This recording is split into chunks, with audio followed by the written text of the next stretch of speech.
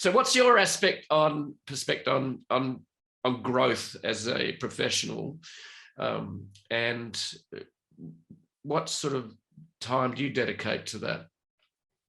If you believe my assertion that beyond your educational foundation, beyond your professional pedigree, your biggest asset is your portfolio of relationships. Like any asset, I'm always looking to enhance it. I'm always looking to elevate it. I'm always looking to create a greater return on that investment into that asset. And I've always believed the day you stop learning, the day you stop growing, Jeff, you're no longer valuable to that asset, because Exactly. that's when you start to become complacent.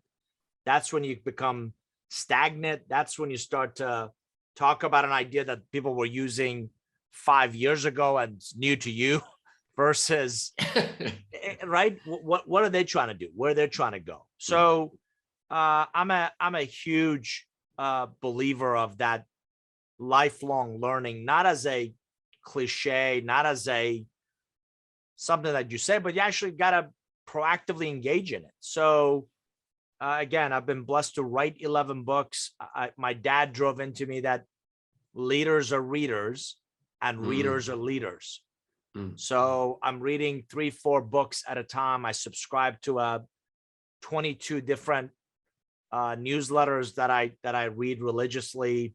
Several magazines show up that I read cover to cover, including the ads. You can't see it, but here in my office, in the corner of my office, I have a clothes tree, and on it are all my name badges from various speaking engagements. And you were kind enough to mention in my intro that pre-pandemic, I would speak 50, 60 times a year. So imagine almost 20 years worth of name badges on this clothes tree. I mean, you can't see the metal rods, right? And everybody who comes in and sees it says, oh my gosh, what is that? And I explain it. And then I remind them every one of those was a learning opportunity. It wasn't just that I showed up and I delivered my content. It was also a phenomenal opportunity to learn about manufacturing industry and financial services. And I'm right now working with a company that makes cement in refractories where they melt metals, steel and aluminum and those kinds of things, right? Before this, I didn't know anything about. I mean, it's just one of those industries you don't think about, right? But it's fascinating. And every one of those speaking engagements, I would show up early, sit in back of the room. Nobody knows who you are. Nobody cares. And you can pick up amazing insights. And then after you speak, they want to take you home. They can't take you, so they want to take whatever else you have or talk to you. And so I pride myself.